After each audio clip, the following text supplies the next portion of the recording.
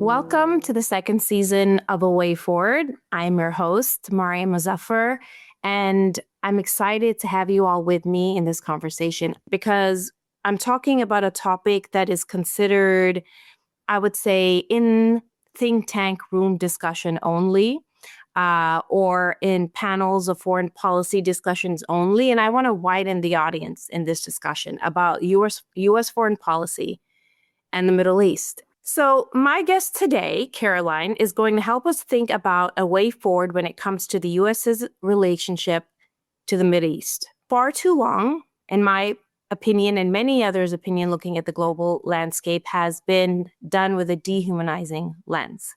Caroline Rose is a director of military and national security priorities at New Lines Institute. Her research and policy analysis primarily focus on the intersection of defense, security, illicit trades with geopolitical landscapes, with particular expertise on criminality in the Middle East.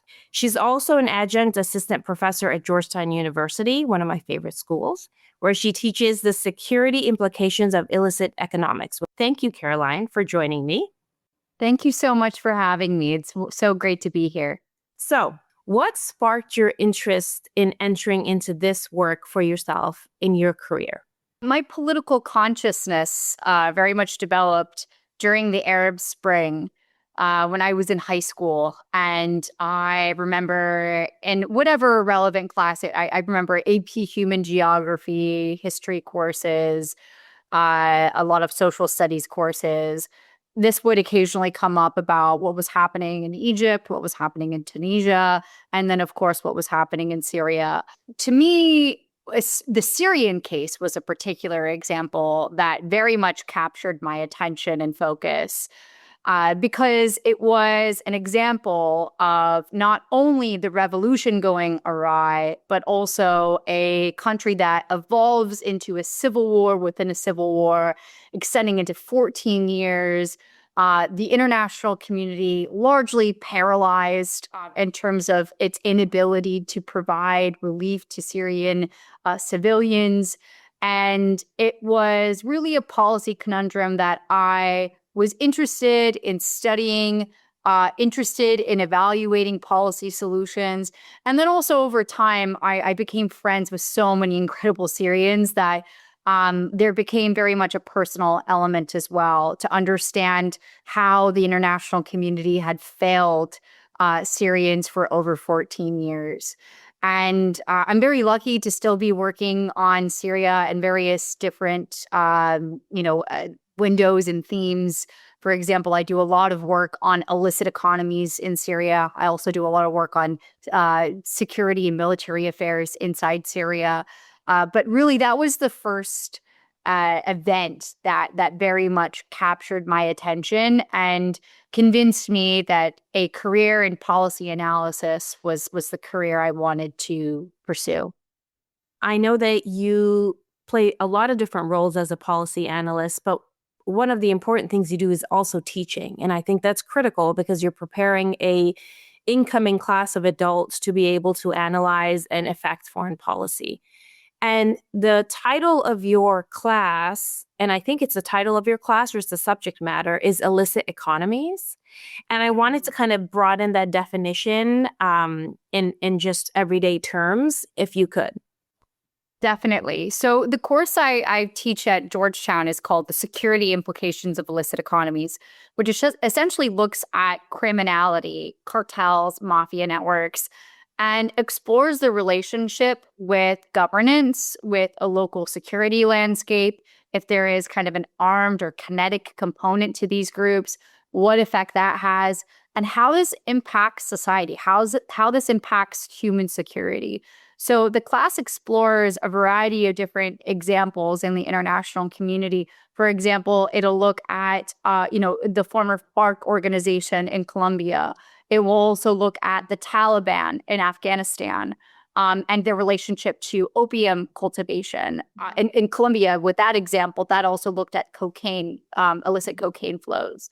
We also look at the example of the Assad regime in Syria and their relationship with the Captagon trade, as well as a variety of other illicit flows of antiquities, wildlife, fuel, arms, and really how these systems interact with each other and how they impact human security and stability in the region.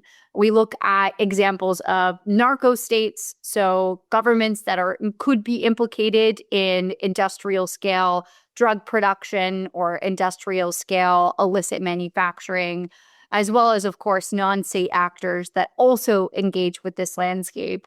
And it's a very interesting course.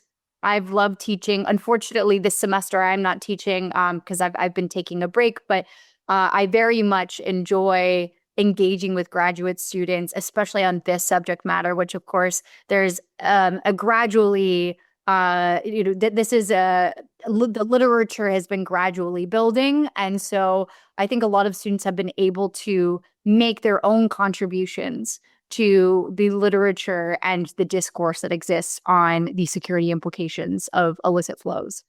I'm assuming in your course, you discuss the sources of the illicit flows as well. Because one thing that strikes me all the time with foreign policy is the agenda of human rights and how human rights can be used in various ways to sanction nations, but also to encourage them to act a certain way or support a certain initiative or create alliance, right?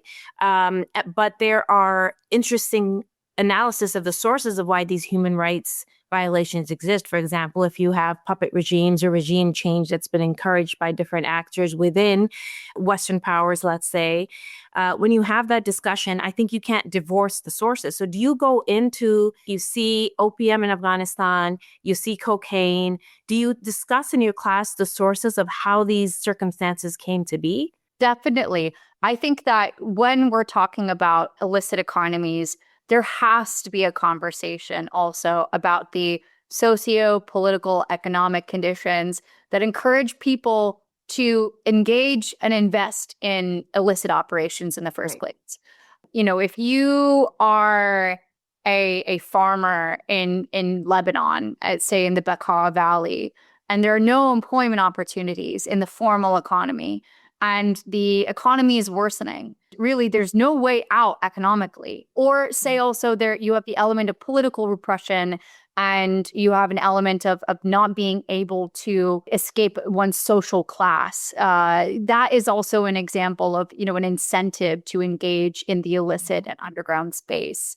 And so as a result, we can't talk about illicit economies without also talking about the subject of poor economic conditions, human rights, human security as well, because usually these individuals and at times networks are using illicit economies as a way of not only padding their pockets and providing alternative revenue, but it's a vehicle to move social and economic classes and even political classes as well.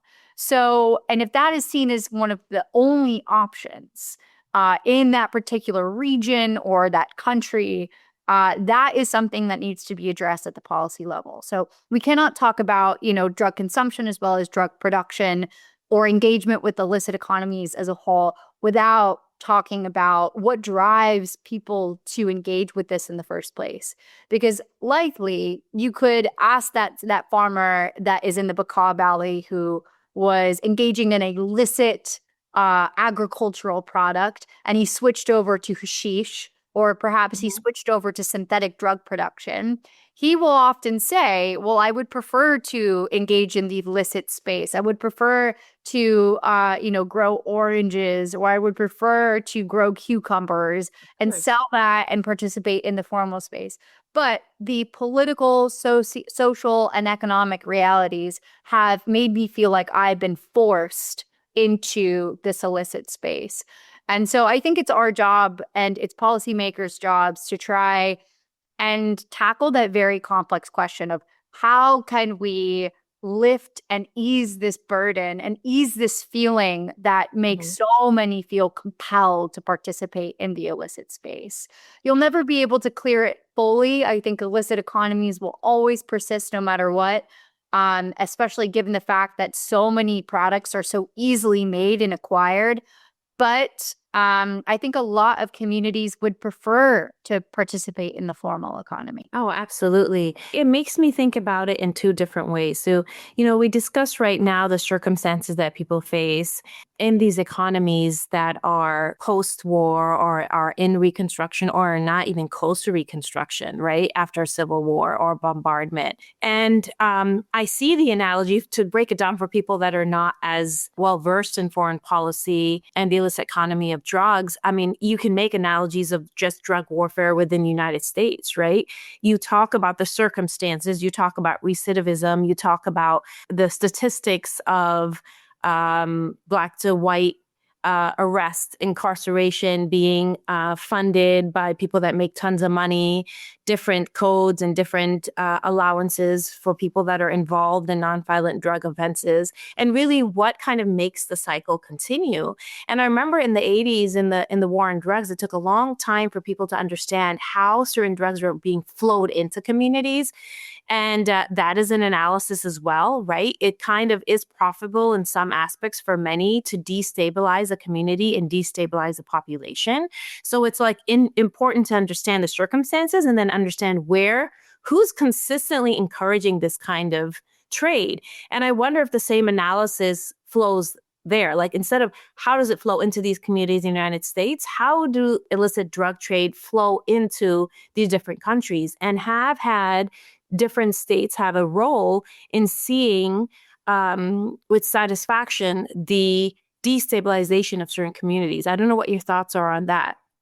Definitely. I think it very much depends on, who you speak to, because I think that there have been so many different perspectives shared about the United States becoming a key destination market for drug trades like cocaine, but also synthetic flows and very dangerous synthetic Yeah. substances like fentanyl. I think that, this isn't necessarily part of an intentional strategy to destabilize the United States, though that argument has been made, especially when it comes to the flow of synthetic drugs and synthetic precursors from Chinese pharmaceutical markets. The argument has also been made about cartels south of the border that are very heavily involved in transporting these dangerous drugs into the United States. Certainly, they all have a part to play. But I think that this has to do more with opportunity and economic opportunity, as well as trying to exploit the lack of regulations or create loopholes within these regulations. And the United States has proven to be a very opportunistic and growing demand market for a lot of these substances. And so as a result, they're willing to engage in that. I think that certainly we've seen so many different narratives about, we are under attack from cartel networks. We're under attack from major pharmaceutical markets that are trying to mass produce as well as export these products. But I think it's a lot more complicated than that narrative I just mentioned. In the case of Lebanon, in the case of Afghanistan, this is certainly the case in Mexico and Colombia and other countries south of the border that are key transit or origin sites for illicit substances. I think that many of these groups, many of these communities and individuals, they are participating in this simply because it is the most effective economic vehicle that is available to come out of poverty also, right, for many. And it flows both ways. So it's not just within the United States, right? We have to analyze what the United States may be encouraging in different countries. I mean, we were in Afghanistan for decades, right? And there's an illicit economy with opium. And so it was within the presence when the United States was there. So that nexus has to be analyzed too. For policymakers, we have to think about all of the different angles of what role certain states could have played, right? So was it under different coalitions, security forces where this was happening, under the presence of them? Was it encouraged? Did it serve well to make sure that certain populations and certain armies were involved in things that we could come back and speak about later as far as sanctions? So these are just really interesting ways to talk about an angle, but it illustrates so much, Caroline. The further you dig in, the more you really understand how complex it is. And it's never black and white. There's a lot of gray, There's a lot of gray. And as policymakers, we know that. When I think about U.S. foreign policy towards the Mideast over the last, I would say, 3 decades, 4 decades, I could go further back, something that stands out in my mind is the phrase of dehumanization and being able to see other populations as less than you, not explicitly, implicitly, as we see the implementation of policies. And then we see it also in many parts of Europe and, in the United States in the past few decades, kind of seeing that creep into immigration policies as well. And I wonder if that phrase of dehumanization, as you were studying and then you were meeting with people and learning about communities and immersing yourself in countries and communities that were different from your own, does that term dehumanization, does it bring up any thoughts for you as far as related to foreign policy? Absolutely. I think that as we evaluate, in some cases, messes that the United States has created across the Middle East as a result of direct intervention, or in some cases, lack thereof, and also identifying what really is the threshold for the United States to intervene. And the answer thus far has been, of course, if it is involving physical assets like oil fields, wealth, as well as political prowess amongst its peers in the international community. And I think that the subject of dehumanization, not to bring Syria back into it, but I think that that is a perfect case where you had civilians that were gassed by their own government, every day bombarded by regime forces. And the international community observed this while it put up different red lines and different points that they could tolerate or not tolerate. Ultimately, they resisted direct intervention and then only intervened when it came to countering the Islamic State, which was a very successful counterterrorism mission. However, unfortunately, it was a decision that did reflect the United States' hesitation to intervene on behalf of Syrians. That, of course, also was a response to the mistakes that had been made in Iraq, I think, prior to that intervention. So I think that really, when it comes to the Middle East, the United States definitely would do better to consider individuals and communities that are affected by its own policies as well as other policies from their own home governments, and how the United States can try and adjudicate that, keeping human security and the safety and the well-being of Middle Eastern civilians at the key and core focus of all of this. You gave the example of Iraq. You gave the example of Syria. We could see the example of Gaza. Dehumanization is something that you can visually see the catastrophe as an entity that can impact policy, can distance yourself if you allow that dehumanizing lens to be placed forth, right? So also, of course, as you see in the United States, when you look at individuals and all of the critique that's been happening as far as the ICE roundups and the deportations and the detention centers. And it's interesting to me because in a policy perspective, I always say it's not about legalities alone. If the conversation was just about who's right and who's wrong, what's illegal and what's not illegal, it would be very easy. But as you know, it's never black and white. So it's not just about legalities alone, but it's about how you do what you do. How do you implement the law, right? And that's when that dehumanizing lens can play such a role. Because at that point, you have started to see humans, their quality or their existence to be other than to equal of your own. So you would be able to treat someone else's aunt, someone else's child a certain way.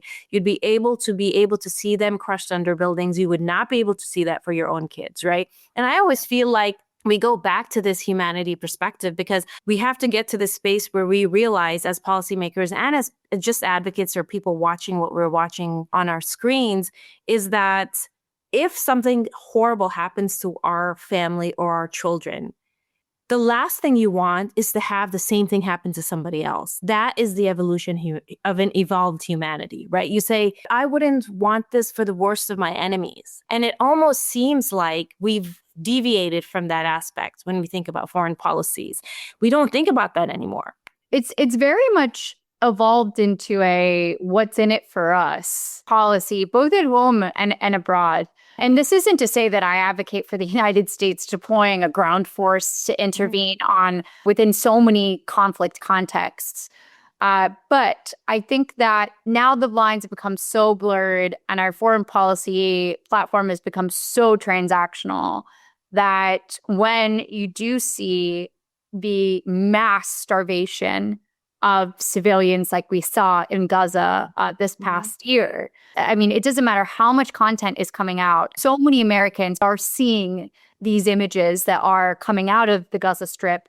And it doesn't matter because I think that we have now been exposed to so much strife and so much struggle between Ukraine, between Syria, now Sudan as well, and on top of that, Gaza. Sudan, yeah. And then when you pair that with this very dangerous what's in it for us mentality when applied to foreign policy, then you are watching a mother and child die in front of you, but knowing, well, this means that the United States is not going to get involved and there's going to be no direct intervention. And really, we've done all that we can do. And I think that it's a very dangerous and very slippery slope for the United States to fall. I think that we really need to return to a principles, rules-based, ethics-based, and even morality-based, humanity-based, knowing that, these are people. These are people. Mm-hmm. Forget the oil fields. Forget whether there's a Nobel Peace Prize involved. Doing the right thing because it's the right thing. And this sounds very simplistic.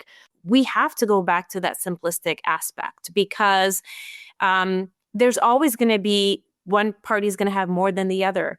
Someone's going to be committing crimes. There's going to be legal or illegal situations. And so you have to go back to that simplistic lens. And one of those simplistic lenses is reconnecting to our humanity and then ethics and morality. And that's going to pave the way. What we do see also, unfortunately, is in the last 5 years and with social media, we see a lot of cancel culture as well. And we see that there are individuals in the spaces of leadership and elected officials and policymakers and secretaries of state, right? And we understand as human beings that people evolve and change their opinions.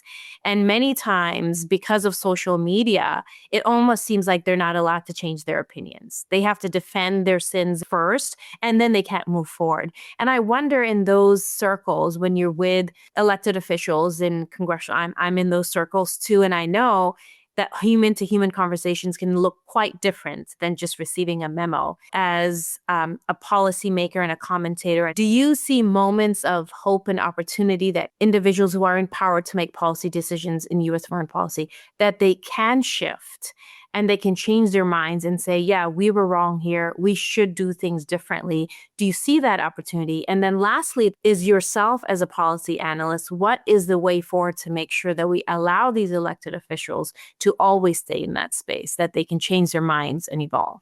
Certainly, I've seen a ton of evolution with different elected officials and policymakers that I've engaged with over the years.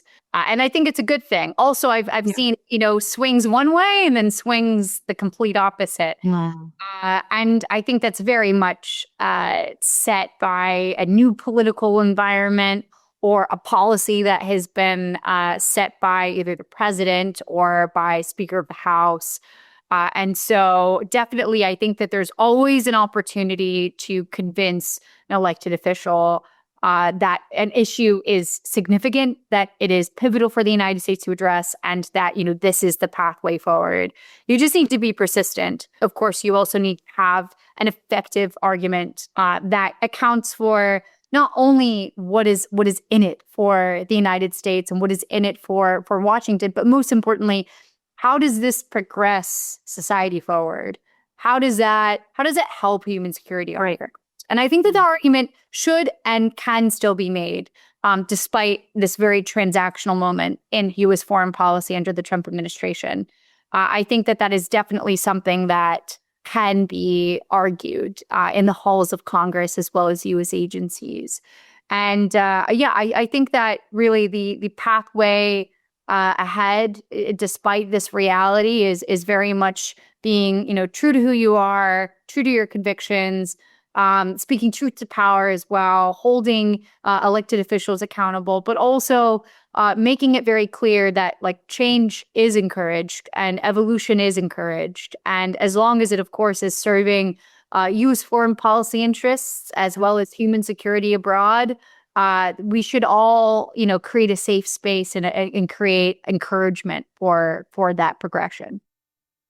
Thank you, Caroline. I want to thank you for sharing. So I appreciate your work, and it's never ending. And we hope that we continue as policymakers and as analysts to encourage that the lens of dehumanization has no place in a morally just global society. And I think all of us play our parts, and I thank you for playing yours. Thank you so much.